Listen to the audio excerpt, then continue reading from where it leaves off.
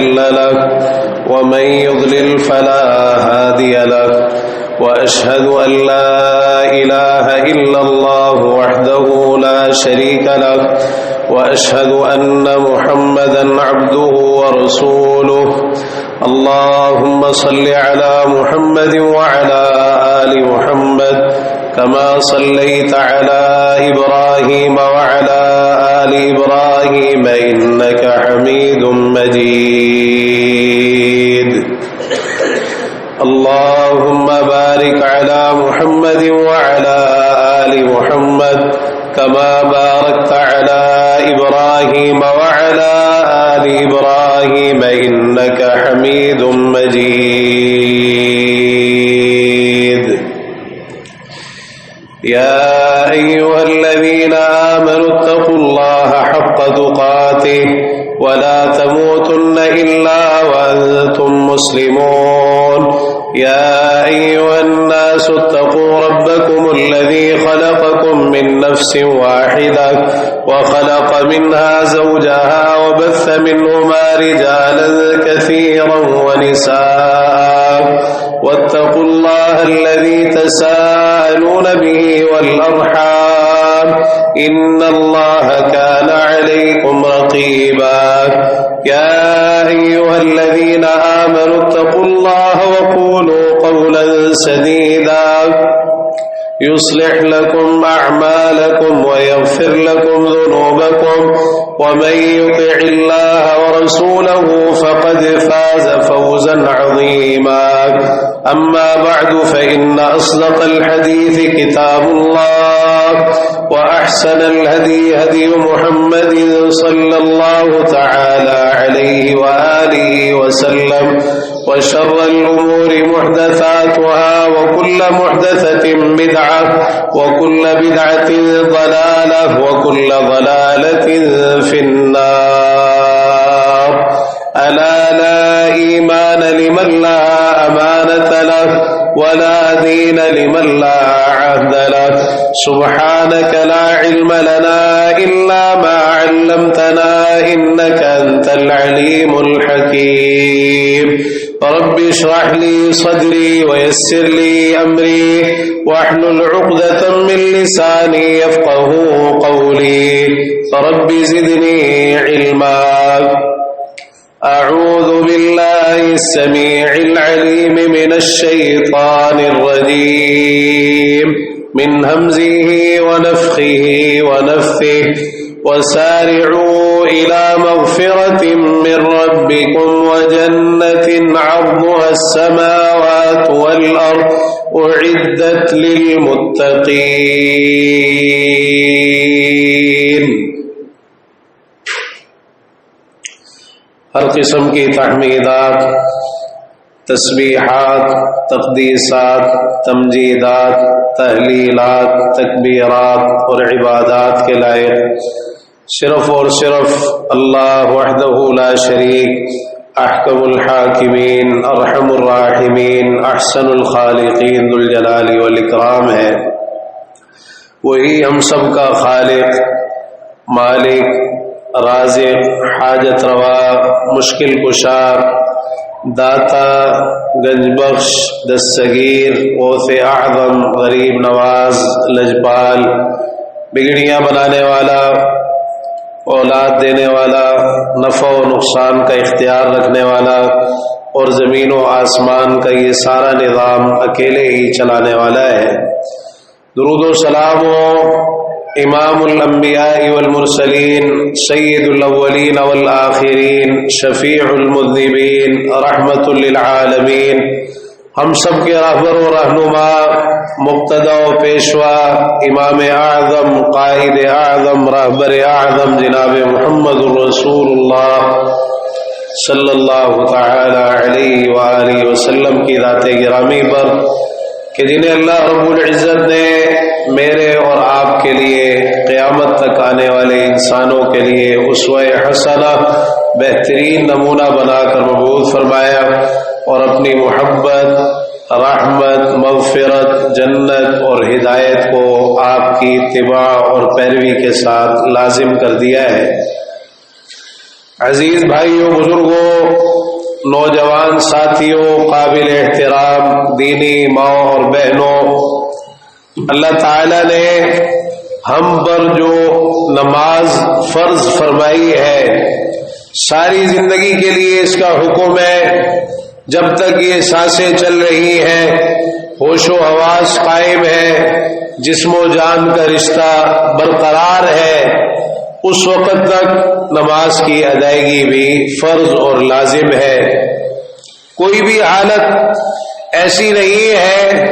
کہ جس میں انسان کے ہوش و حواس قائم ہو اور اس کو نماز کی معافی ہو، ہرگز نہیں، ہر حال میں اسے ادا کرنا ہی کرنا ہے۔ نماز کے تعلق سے انتہائی اہم چیز یہ ہے کہ نماز فرض تو ادا کرنی ہی کرنی ہے، لیکن جو سنتیں ہیں نماز کی، ان کو ادا کرنا، ان کی پابندی کرنا، یہ بھی انتہائی اہم اور انتہائی ضروری ہے۔ نماز قائم کرنے میں یہ چیز بھی شامل ہے، نماز کی پابندی، استقامت اور نماز پر مداومت اسی وقت حاصل ہو سکتی ہے جب ساتھ ساتھ سنتوں کا بھی اہتمام کیا جائے۔ یہ وہ اہتمام ہے جو خود پیارے پیغمبر جناب محمد رسول اللہ صلی اللہ علیہ وسلم نے فرمایا، اور مختلف احادیث میں آپ نے امت کو بھی اس کی تاکید فرمائی کہ فرض تو تم نے ادا کرنے ہی کرنے ہیں۔ دن اور رات کی جو 5 نمازیں اللہ تعالی نے فرض فرمائی، 17 رکعات روزانہ کی، وہ تو ادا کرنی ہی کرنی ہے، لیکن ان کے ساتھ ساتھ سنتوں کا بھی اہتمام کرو، نوافل کا بھی اہتمام کرو۔ فرض کے مقابلے میں ہے نفل، نفل کہتے ہیں فرض کے علاوہ اضافی، اور پھر ان کے لیے سنت کا لفظ بھی استعمال ہوتا ہے، کیونکہ رسول اللہ صلی اللہ علیہ وسلم نے خود ان کا اہتمام فرمایا ہے، آپ نے یہ رکعتیں ادا کی ہیں۔ اور پھر بعض ان میں سے ایسی ہیں جن کو سنن مؤکدہ کہا جاتا ہے۔ سنن مؤکدہ کا مطلب فرض نمازوں سے پہلے اور بعد میں وہ رکعتیں ہیں جن کی ادائیگی کی تاکید کی گئی ہے، اور تاکید اس اعتبار سے ہے کہ خود رسول اللہ صلی اللہ علیہ وسلم نے پابندی کے ساتھ ان کو ادا فرمایا ہے، لہذا ان کا اہتمام ہونا چاہیے۔ اگر کوئی شخص یہ سمجھے کہ میں خالی فرض ادا کر لوں اور نمازوں کی جو سنتیں ہیں ان کی طرف توجہ نہ دوں، تو یہ بہت بڑی کوتاہی اور محرومی ہے۔ حتیٰ کہ فرائض کی تکمیل بھی ان سنتوں کے ذریعے سے ہے، تو اگر یہ سنتیں، یہ نوافل نہ ہو تو فرائض کے اندر جو نقص، کمی، کوتاہی آتی ہے اس کو کیسے دور کیا جائے گا، اور ان کوتاہیوں کی تکمیل کیسے ہوگی؟ تو یہ سنتیں اور نوافل انتہائی ضروری ہے۔ صحیح مسلم کی روایت میں رسول اللہ صلی اللہ علیہ وسلم نے دن اور رات میں 12 رکعات کا ذکر فرمایا ہے، 12 رکعات سنتوں کا۔ ام المومنین ام حبیبہ رضی اللہ تعالی عنہا روایت کرتی ہیں، آپ نے ارشاد فرمایا، ما من عبد مسلم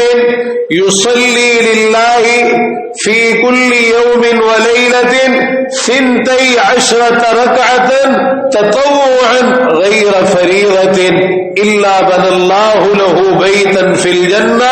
او بنی له بیت فی الجنہ۔ جو کوئی مسلمان بھی اللہ کی رضا کے لیے، اللہ کے حکم پر عمل کرتے ہوئے، اس کی عبادت اطاعت کرتے ہوئے دن اور رات میں 12 رکعتیں نفل ادا کرتا ہے فرائض کے علاوہ، فرمایا اللہ تعالیٰ اس کے لیے جنت میں ایک گھر بنا دیتا ہے، ایک عالی شان عظیم الشان محل اللہ تعالیٰ اس کے لیے جنت میں بنا دیتا ہے۔ یہ دن اور رات میں 12 رکعات نوافل سنتیں، اور پھر حدیث کے اندر جامع ترمذی کی روایت میں ان 12 رکعات کی تفصیل بھی ذکر ہوئی۔ ام المومنین ام حبیبہ رضی اللہ تعالی عنہ ہی کی روایت ہے کہ جو شخص دن اور رات میں 12 رکعتیں پڑھتا ہے اس کے لیے ان 12 رکعات کی وجہ سے جنت میں گھر بنا دیا جاتا ہے. آگے اس کی تفصیل ہے. 4 قبل الظہر ورکعتین بعدها، 4 رکعتیں ظہر سے پہلے ہیں، 2 رکعتیں ظہر کے بعد ہیں. ورکعتین بعد المغرب، 2 رکعتیں مغرب کے بعد. ورکعتین بعد العشاء، 2 رکعتیں عشاء کی نماز کے بعد. ورکعتین قبل الفجر، اور 2 رکعتیں فجر کی نماز سے پہلے. یہ 12 رکعت ظہر کی نماز سے پہلے 4 رکعتیں، ظہر کے بعد 2 رکعتیں، یہ 6 رکعتیں ہو گئی. مغرب کے بعد 2 رکعتیں 8 ہو گئی. عشاء کے بعد 2 رکعتیں 10 ہو گئی. فجر کی نماز سے پہلے 2 رکعتیں، 2 سنتیں، یہ 12 ہو گئی. تو ایک حدیث تو یہ 12 رکعت والی ہے، اور اسی طرح ایک روایت صحیح بخاری کی عبداللہ بن عمر رضی اللہ تعالی عنہما کی ہے جس میں 10 رکعتوں کا ذکر ہے، اور اس کی وضاحت اس طرح ہے. عبداللہ بن عمر رضی اللہ عنہما فرماتے ہیں حفظت من النبی صلی اللہ علیہ وسلم 10 رکعات، میں نے نبی صلی اللہ علیہ وسلم سے 10 رکعتیں یاد کیے ہیں. 10 رکعتیں یاد کیے ہیں. رکعتین قبل الظہر، ظہر سے پہلے 2 رکعتیں. اس روایت میں ظہر سے پہلے 4 رکعت کا ذکر تھا، یہاں ظہر سے پہلے 2 رکعتوں کا ذکر ہے. ورکعتین بعد الظہر، اور 2 رکعتیں ظہر کے بعد. ورکعتین بعد المغرب فی بیتی، مغرب کے بعد 2 رکعتیں جو آپ اپنے گھر میں ادا فرماتے ہیں. ورکعتین بعد العشاء فی بیتی، اور عشاء کے بعد 2 رکعتیں جو آپ اپنے گھر میں ادا فرماتے. ورکعتین قبل الصبح، اور 2 رکعتیں فجر کی نماز سے پہلے. آگے کہتے ہیں وکانت ساعۃ لا يدخل علی النبی صلی اللہ علیہ وسلم فیہا، فجر کی نماز سے پہلے وہ گھڑی، وہ وقت ہوتا جس میں نبی صلی اللہ علیہ وسلم کے پاس داخل نہیں ہوا جاتا تھا، کوئی آپ کے پاس نہیں جایا کرتا تھا. تو عزیز بھائیو، اس حدیث میں 10 رکعات کا ذکر ہے، لیکن جس حدیث میں آپ نے بشارت دی ہے ایک جنت کے عظیم الشان محل، عالی شان گھر کی، تو اس میں 12 رکعات کا ذکر ہے. تو اگر کبھی کبھار کوئی 10 رکعت پڑھ لے اور فرق صرف ظہر سے پہلے کی 4 اور 2 رکعتوں کا ہے، باقی وہی ساری سنتیں ہیں، تو کبھی کبھار اگر ایسا ہو تو 10 بھی پڑھی جا سکتی ہے، یعنی ظہر سے پہلے 2 رکعتیں اگر کسی کو وقت نہ مل رہا ہو. ورنہ مداومت، پابندی اور ہمیشگی اور جن کی تاکید ہے سنن مؤکدہ، وہ 12 رکعت ہی کا معمول ہے، جن پر آپ نے بشارت دی ہے کہ جنت میں ایک عظیم الشان، عالی شان گھر اللہ تعالی عطا فرماتا ہے ان 12 رکعت کی بنا پر. اب یہ ساری سنتیں ہی اپنی جگہ انتہائی اہمیت کی حامل ہیں اور ان کی فضیلت ہے. اگرچہ اس حدیث میں مجموعی طور پر ان 12 رکعات کی ایک فضیلت آپ نے ذکر فرمائی ہے، لیکن ہر سنتیں اپنی جگہ انتہائی اہمیت کی حامل. تو ہم صرف آج کچھ فجر کی سنتوں کے تعلق پر سے گفتگو کریں گے اور ان 2 سنتوں پر روشنی ڈالیں گے کہ آپ نے ان سنتوں کی اہمیت کو اجاگر فرمایا. تو ان سنتوں میں خاص طور پر سب سے افضل سنت علی الاطلاق وہ فجر کی 2 سنتیں ہیں، اور فجر کی 2 سنتوں کی اہمیت اس بنا پر بھی ہے کہ خود فجر کی نماز باقی نمازوں کے مقابلے میں انتہائی اہمیت کی حامل ہے. اللہ تعالیٰ نے قرآن مجید میں نماز ادا کرنے کا حکم دیا. اقیم الصلاۃ لدلوک الشمس الى غسق الليل وقرآن الفجر ان قرآن الفجر کان مشہودا. فرمایا سورج ڈھلنے سے لے کر رات کی تاریکی تک آپ نماز ادا کیجیے اور فجر کی نماز بھی ادا کیجیے. بلا شبہ فجر کی نماز فرشتوں کے حاضر ہونے کا وقت ہے. اس وقت فرشتوں کی حاضری ہوتی ہے اللہ تعالیٰ نے الگ سے فجر کی نماز کی اہمیت کے پیش نظر اس کو ادا کرنے کا حکم دیا ہے۔ تو عزیز بھائیوں، فجر کی نماز انتہائی اہمیت کی حامل ہے باقی ساری نمازوں کے مقابلے میں، اور آپ دیکھ لیجئے کہ اصل امتحان بھی نمازوں میں فجر کی نماز کا ہے،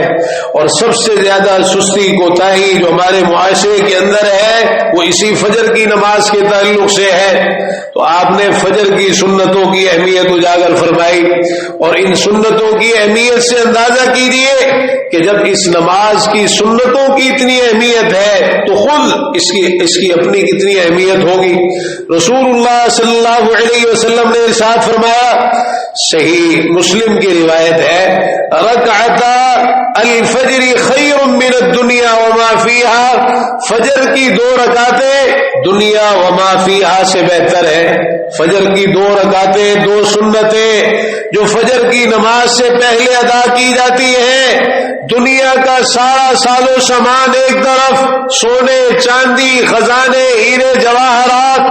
جب سے یہ دنیا بنی ہے تا قیامت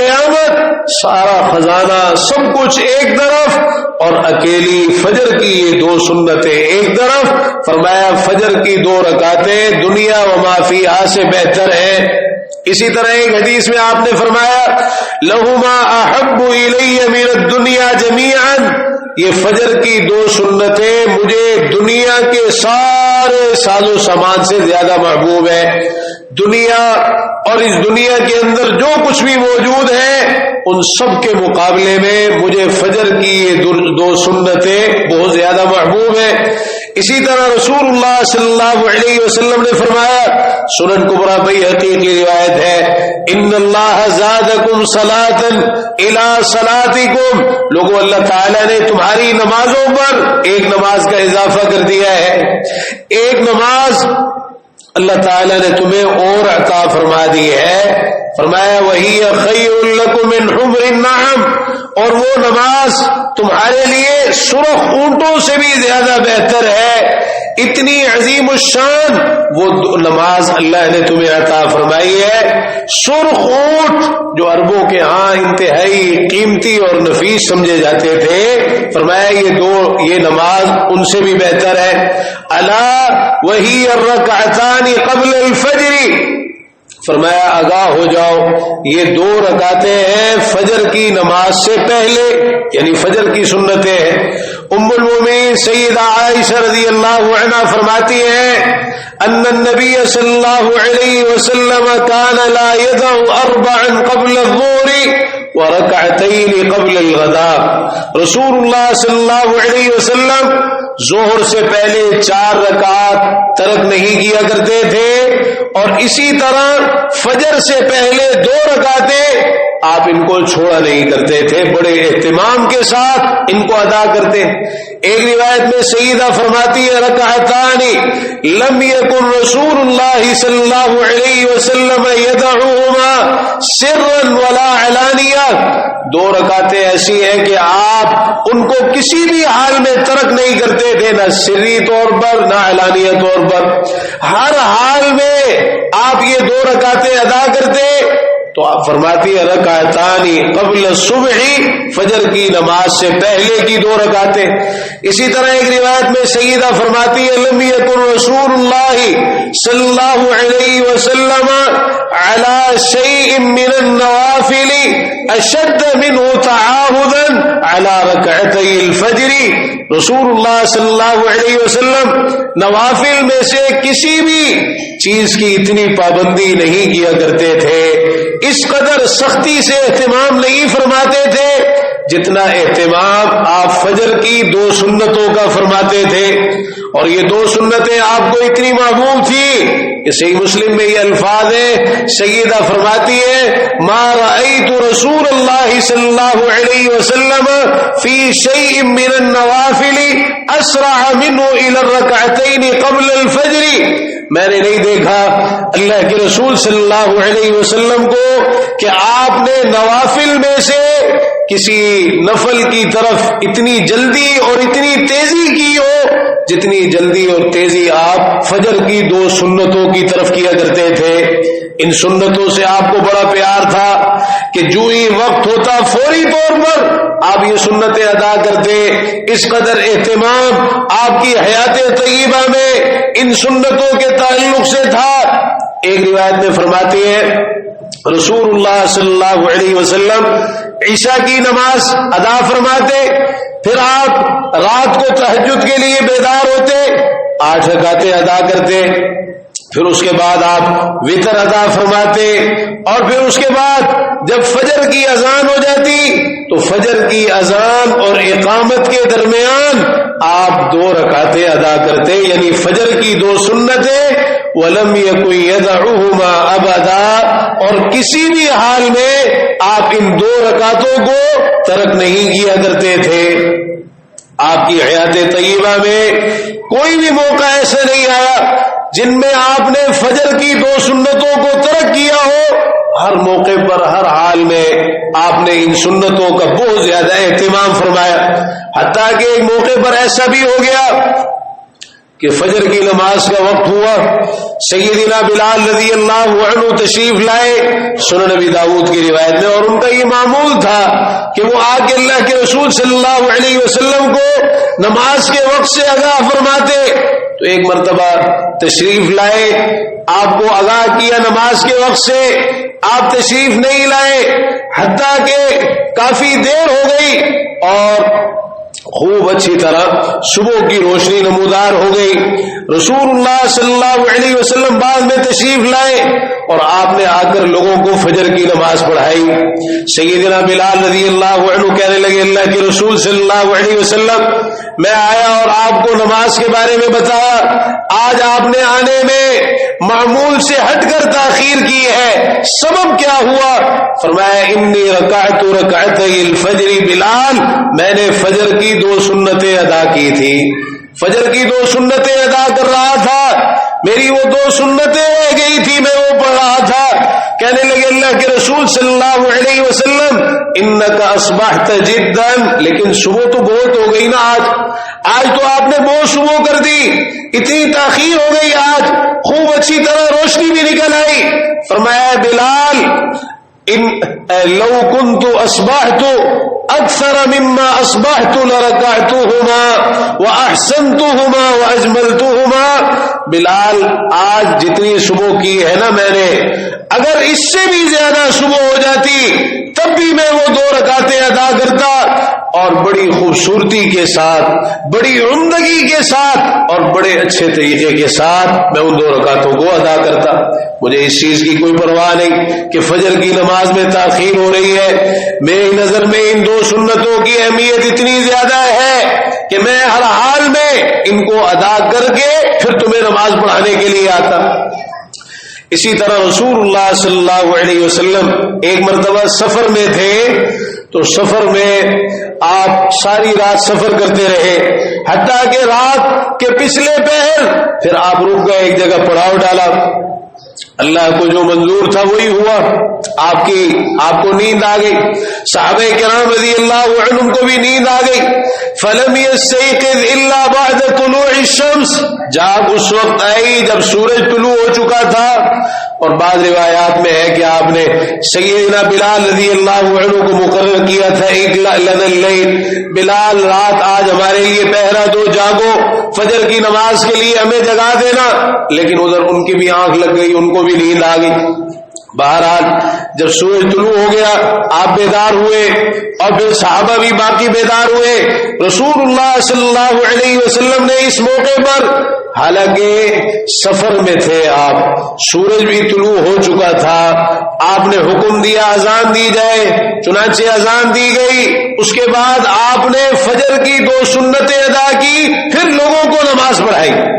آپ نے فجر کی 2 سنتیں ادا کی، سفر میں ہے، دیر بھی ہو گئی، لیکن ان سنتوں کی اہمیت اتنی زیادہ ہے، یہ نہیں کہ آپ نے فرض ادا کیے اور پھر بعد میں پڑھ لیو، نہیں، بلکہ آپ نے پہلے سنتیں ادا کی ہیں اور پھر اس کے بعد آپ نے لوگوں کو نماز نماز پڑھائی ہے۔ عزیز بھائیو، یہ وہ مختلف احادیث ہیں، آپ کی خدمت میں رکھنے کا مقصد یہ ہے کہ فجر کی یہ دو سنتیں انتہائی اہمیت کی حامل ہیں، باقی ساری سنتیں اپنی جگہ اہم ہیں، اور ان میں یہ دو سنتیں فجر کی ساری زندگی کا معمول ہونا چاہیے۔ اور یہ جو 12 رکعت سنتیں ہم نے ذکر کی یا 10 رکعت، تو ان میں وطر کا ذکر نہیں ہے، وطر کے متعلق جو احادیث ہیں وہ الگ سے ہیں۔ تو وطر اور فجر کی دو سنتیں رسول اللہ صلی اللہ علیہ وسلم نے سفر میں بھی ان کا اہتمام فرمایا ہے۔ حالانکہ عام حالات میں سفر میں آپ سنتیں ادا نہیں کیا کرتے تھے، لیکن وطر اور فجر کی دو سنتیں ان کی اہمیت کے پیش نظر آپ نے ان کو ادا کیا ہے۔ اللہ تعالی ہمیں بھی توفیق نصیب فرما دے، فرض نمازوں کا بھی پابند بنا دے، بالخصوص فجر کی نماز کا، اور سنتیں اور نوافل ادا کرنے کی بھی توفیق عطا فرما دے، اور فجر کی ان سنتوں کی اہمیت کو بھی سمجھنے اور ساری زندگی کے لیے ان کی پابندی کرنے کی توفیق نصیب فرمائے۔ وآخر دعوانا الحمد للہ رب العالمین۔ ان الحمد لله نحمده ونستعينه ونستغفره ونعوذ بالله من شرور انفسنا ومن سيئات اعمالنا، من يهده الله فلا مضل له ومن يضلل فلا هادي له، واشهد ان لا اله الا الله وحده لا شريك له، واشهد ان محمدا عبده ورسوله۔ اللهم صل على محمد وعلى آل محمد كما صليت على إبراهيم وعلى آل إبراهيم إنك حميد مجيد۔ اللهم بارك على محمد وعلى آل محمد كما باركت على إبراهيم وعلى آل إبراهيم إنك حميد مجيد۔ فجر کی ان سنتوں کے تعلق سے مختلف مسائل ہیں جو پیارے پیغمبر جناب محمد رسول اللہ صلی اللہ علیہ وسلم نے ہمیں سکھائے ہیں۔ میری طبیعت ناساز ہے، میں صرف مختصر بات کروں گا، انشاءاللہ پھر اللہ تعالیٰ نے موقع دیا تو ہم ان مسائل کو ذکر کریں گے۔ آج سے اب اتنا عرض کر دیتے ہیں کہ فجر کی جو دو سنتیں ہیں یہ انتہائی ہلکی پھلکی پڑھی جاتی ہیں، لمبی قرات ان کے اندر نہیں ہوتی۔ یہ فجر سے پہلے کی دو سنتیں ہلکی پھلکی پڑھی جاتی ہیں، انتہائی مختصر قرات کے ساتھ، حتیٰ کہ ام المومنین سیدہ عائشہ رضی اللہ عنہا فرماتی ہیں رسول اللہ صلی اللہ علیہ وسلم فجر سے پہلے 2 رکعتیں 2 سنتیں ادا کیا کرتے تھے، اور اتنی ہلکی ہوتی تھی کہ میں کہتی تھی حل قرأ بأم الکتاب، کیا آپ نے سورہ فاتحہ بھی پڑھی ہے؟ اتنی ہلکی اتنی مختصر آپ پڑھا کرتے تھے کہ میں پوچھتی کہ آپ نے سورہ فاتحہ بھی پڑھی ہے؟ تو یہ سنت ہے کہ جہاں جس چیز کو ہلکا کر کے مختصر کر کے پڑھنے کا کہا گیا وہاں مختصر ہی پڑھا جائے، یہ نہیں کہ آپ کوئی سنتیں پڑھنے کھڑا ہو جائے اور لمبی لمبی قراتیں شروع کر دے اور لمبی سنتیں پڑھنی شروع کر دے، یہ سراسر سنت کے خلاف۔ اور صحیح مسلم کی روایت میں، صحیح بخاری میں انس بن سیرین رحمہ اللہ وہ کہتے ہیں کہ عبداللہ بن عمر رضی اللہ عنہما سے میں نے پوچھا کہ فجر کی 2 سنتوں کے بارے میں آپ کا کیا خیال ہے؟ اطیل فیہم القراءۃ، کہ میں ان میں لمبی قرات کر لیا کروں؟ تو کہنے لگے کہ نہیں۔ پھر انہوں نے بیان کیا کہ رسول اللہ صلی اللہ علیہ وسلم رات کو 2 رکعتیں پڑھا کرتے تھے، چلتے چلتے یہاں تک پہنچے کہ جب فجر کی اذان ہو جاتی پھر آپ اس کے بعد 2 رکعتیں ادا کرتے، اور کیفیت یہ ہوتی کأن الاذان بأذنی، گویا کہ اقامت آپ کے کانوں میں۔ اذان یہاں اقامت کے لیے استعمال ہوا ہے، اذان کا لفظ اقامت کے لیے بھی استعمال ہوتا ہے، گویا کہ اقامت آپ کے کانوں میں پڑ رہی ہے، یعنی اتنی تیزی کے ساتھ اور اتنی مختصر کر کے آپ یہ 2 سنتیں ادا کیا کرتے تھے۔ اور پھر دیگر احادیث میں ہمیں یہ بھی پتہ چلتا ہے کہ ان 2 رکعتوں میں رسول اللہ صلی اللہ علیہ وسلم کی قرات کیا ہوا کرتی تھی۔ سیدنا ابو ہریرہ رضی اللہ عنہ بیان فرماتے ہیں آپ نے فجر کی 2 سنتوں میں پہلی رکعت میں سورہ کافرون اور دوسری رکعت میں سورہ اخلاص پڑھی۔ یہ مسنون تلاوت ہے ان فجر کی 2 سنتوں کی۔ سورہ فاتحہ کے بعد جو سورت کی تلاوت کی سورہ کافرون، بڑی مختصر سورت ہے، اور دوسری رکعت میں سورہ فاتحہ کے بعد سورہ اخلاص، یہ بھی بڑی مختصر سورت ہے۔ حتیٰ کہ جامع ترمذی کی روایت میں عبداللہ بن عمر رضی اللہ عنہما فرماتے ہیں رمقت النبی صلی اللہ علیہ وسلم شہرا، میں نے رسول اللہ صلی اللہ علیہ وسلم کو 1 مہینے تک دیکھا، مسلسل میں دیکھتا رہا کہ آپ فجر کی 2 سنتوں میں پہلی رکعت میں سورہ کافرون پڑھا کرتے تھے اور دوسری رکعت میں سورہ اخلاص پڑھا کرتے تھے۔ اس کے علاوہ کبھی کبھار ایسا ہوا کہ آپ نے کچھ تلاوت کو تبدیل بھی کیا، جیسا کہ صحیح مسلم کی روایت میں عبداللہ بن عباس رضی اللہ عنہما بیان فرماتے ہیں، وہ فرماتے ہیں کہ آپ نے فجر کی پہلی رکعت میں جو آیت پڑھی سورہ بقرہ کی یہ آیت پڑھی، ایک ہی آیت پڑھی، قولوا آمنا باللہ وما انزل الینا وما انزل الی ابراہیم واسماعیل واسحاق ویعقوب والاسباط وما اوتی موسیٰ وعیسیٰ وما اوتی النبیون من ربهم لا نفرق بین احد منهم ونحن له مسلمون۔ پہلی رکعت میں آپ نے یہ ایک آیت پڑھی اور دوسری رکعت میں فجر کی سنتوں میں آپ نے سورہ آل عمران کی یہ آیت پڑھی، قل یا اہل الکتاب تعالوا الی کلمۃ سواء بیننا وبینکم الا نعبد الا اللہ ولا نشرک به شیئا ولا يتخذ بعضنا بعضا اربابا من دون اللہ فان تولوا فقولوا اشهدوا بأننا مسلمون۔ آپ نے یہ ایک ہی آیت پڑھی دوسری رکعت۔ بعض روایات میں ایک اور آیت مذکور ہے سورہ آل عمران، یا یہ آیت ہے کبھی یہ پڑھی آپ نے، یا پھر وہ دوسری آیت سورہ آل عمران آیت نمبر 54، اس میں آپ نے یہ پڑھا کہ فلما احس عیسیٰ منہم الکفر قال من انصاری الی اللہ، یہ سورہ آل عمران کی آیت نمبر 52 ہے، سورہ آل عمران آیت نمبر 52۔ تو آپ نے اس میں پڑھا فلما احس عیسیٰ منہم الکفر قال من انصاری الی اللہ قال الحواریون نحن انصار اللہ آمنا باللہ واشہد بأننا مسلمون، یہ ایک آیت پڑھی۔ تو یہ وہ قرات ہے فجر کی سنتوں کی جو ہمیں احادیث میں ملتی ہے۔ اکثر و بیشتر معمول یہی رہا کہ پہلی رکعت میں سورہ کافرون اور دوسری رکعت میں سورہ اخلاص، لیکن کبھی کبھی آپ نے اس سے ہٹ کر سورہ بقرہ کی جو آیت ہم نے ذکر کی وہ پڑھی پہلی رکعت میں، اور پھر سورہ آل عمران کی جو آیت ذکر کی ہم نے کبھی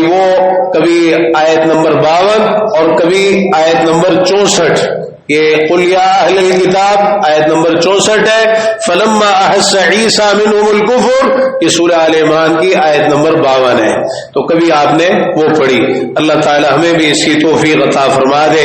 ایک ایک چیز کے بارے میں ہمیں رسول اللہ صلی اللہ علیہ وسلم کی سنتوں کا علم ہو، آپ کے طریقے کا علم ہو، اسی کو سیکھیں اور ساری زندگی پھر اسی کو اختیار کریں، لوگوں کو بھی وہی بتائیں جو آپ کی ثابت شدہ سنتیں ہیں جو آپ نے کیے ہیں۔ اللہ تعالیٰ ہمیں توفیق عطا فرما دے کہ ہمارے عقیدے، عبادات، معاملات، شکل و صورت، لباس، کاروبار، تجارت، چلنا پھرنا، اٹھنا بیٹھنا، سونا جاگنا، اخلاق، گفتار، کردار، خوشی اور غمی کے تمام امور سب کچھ پیارے پیغمبر جناب محمد رسول اللہ صلی اللہ تعالی علیہ وآلہ وسلم کے طریقے کے مطابق ہونا چاہیے۔